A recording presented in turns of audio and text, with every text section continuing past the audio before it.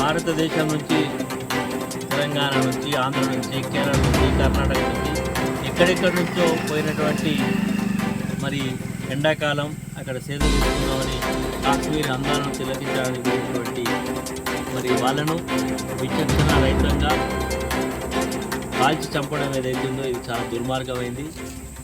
మరి తప్పకుండా మానవత్వం ఉన్న ప్రతి వ్యక్తి ఖండించాల్సినటువంటి అంశం. భారతదేశం విభిన్న మతాలు కులాలు ఉన్నప్పటికీ కూడా మనందరం కూడా అన్నదమ్ములాగా సోదరభావంతో మెదిలేటువంటిది సాంప్రదాయం.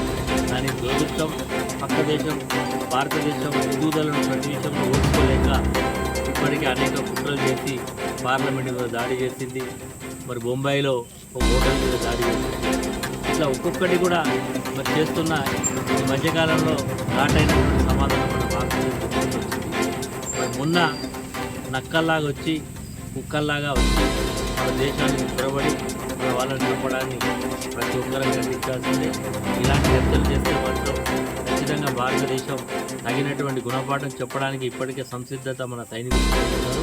మనందరం కూడా ఈ క్లిష్ట సమయంలో భారతదేశంలో మన ప్రభుత్వం తీసుకునే నిర్ణయానికి అందరం కూడా కంకణబద్ధులమై ఉండాలి. ఖచ్చితంగా వారికి బుద్ధి చెప్పాలి. మరి ఇలాంటి చర్యలను ప్రతి ఒక్కరు భారతీయులందరూ ఖండించాల్సింది. భారత్ మాతా కే